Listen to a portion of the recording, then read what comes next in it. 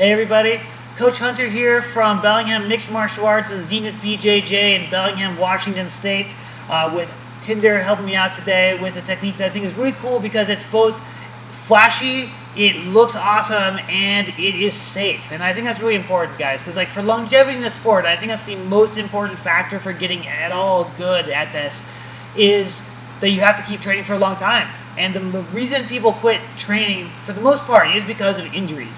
So if you can avoid injuring your training partners, you can avoid losing training partners if you want to be selfish, or if you want to be a little more, altruistic about it, you can avoid taking their love of martial art away by taking out all the risk you can. Because I think like everything has risk. Training is always risky. There's risk of injury everywhere we go.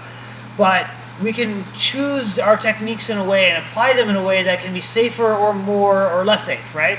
And I think that's really important for our training partners. And I think we've all known the guy who's kind of clear in their training that they didn't really care much for the safety of their training partners. And I think you'll find those people either get kicked out of your gym, they leave, asked to leave, or they no longer have anyone to play with, right? They're the lonely kid on the school ground, and don't be that guy, right? So do this.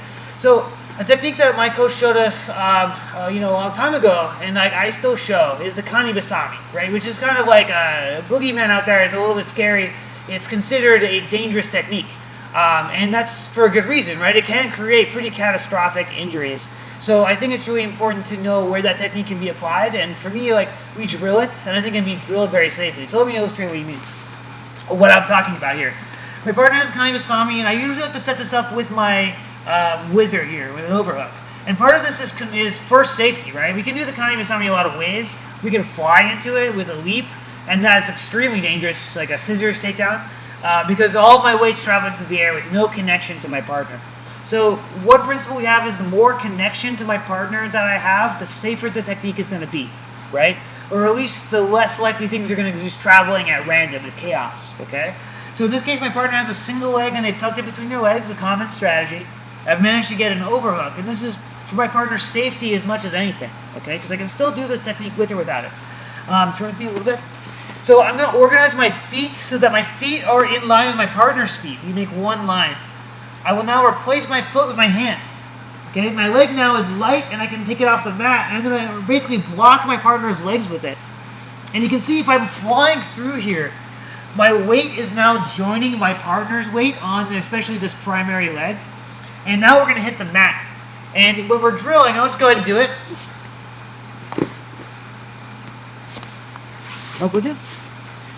It's pretty safe because he's accepting the fall.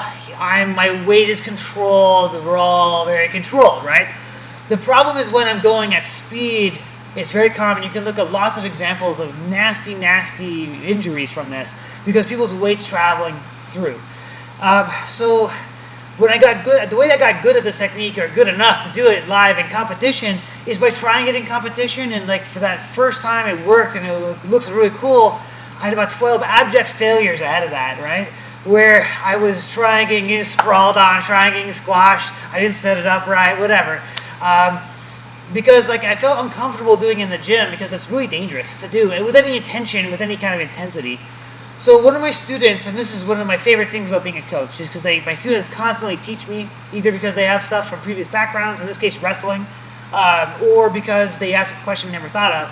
But he showed me the same position, right? We're working on this single leg, and he's like, hey, what do you think of the Jonesy tilt, which is the technique I wanted to play with today. The Jonesy tilt or Victor roll, I've seen both names, and if there's a difference, let me know, because I'm always curious to hear. So far, they seem interchangeable the way I've seen them used. Actually comes forward to me a little bit. Now, instead of going through my partner, I'm going to fall to the mat. So this is a sacrifice throw, right? Just like the Tomonage or a Sumigaishi, where I am going to be falling to the mat first. So there is inherent risk. Like if he lets go and I don't have connection, I'm kind of like choosing bottom position, which sucks, right? Well, so I need connection. I want to have this deep overhook. I'm going to hug it to my shoulder. See how my shoulder comes in and collapse that space? This is now all locked together. So if I move, he moves. Now I'm going to fall away. You'll notice that he has 2 feet, right? And a very astute observation, my friend. I'm going to fall to like a triangle between those 2 points, right, kind of right underneath his head. I'm going to fall to my back, and as I do, I'm going to reach, the first variation I'm going to show is reaching to the primary leg. I'm able to guide my partner to the mat using my shin here, my connection through that shin as like a sumi-gaeshi hook. I had my overhook got looser as I went because now I don't want that anymore. And I have the primary leg, which is great, especially in a sub-only context. I can go into knee bar, right, or into my heel hook games, whatever. The problem would be IBJJF legality, right? I do compete there, and so it's something I have to think about. So, now I've been playing with going for the secondary leg instead. Once again, I'm falling away. My weight is carrying my partner's weight off their feet, so now when they do fall, their weight's coming off their legs, which is a lot safer for my partner. So when I come through, I'm going to reach now for the secondary leg. And I just have to be really mindful about my free leg when I hit the mat, that I'm capturing my saddle position if that's what I actually want, right? So I go through, I'm getting connection to my partner and gathering up into my saddle. But now I have both legs, and I never touch the primary leg. So this should, and let me know in the comments, guys, or send me a DM if you feel like this is not IBJJF legal, but to my knowledge, this should be. That I have only the secondary leg controlled. I can go into my offense, right, of whatever type, and I have control. Of course, in reality, I can also switch off offense to the primary leg. So guys, always endeavor to be a good training partner. You always want to be the guy who's in high demand, right, for everyone who's first pick. And that, you know, because for me, it's always the person who I feel is never going to hurt me, at least intentionally, okay?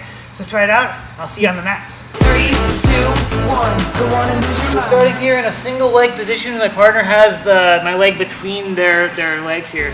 I'm going to like to prefer to have a deep overhook, so I like to grip my inside of my own thigh.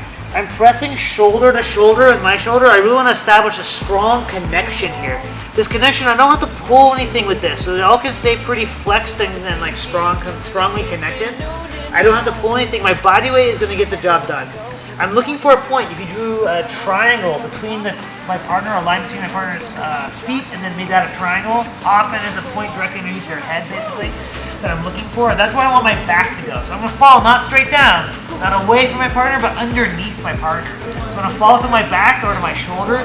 Here, I'm maintaining strong connection, and my shin is going to become something like a sumi-gaeshi hook, or like a butterfly hook, where I fall to my back, I'm diving, and I'm coming through, ending up in our saddle position, okay? In this case, I have an underhook deep on the leg. We can go into our attacks on the knee bar, heel hook, whatever told we like to play.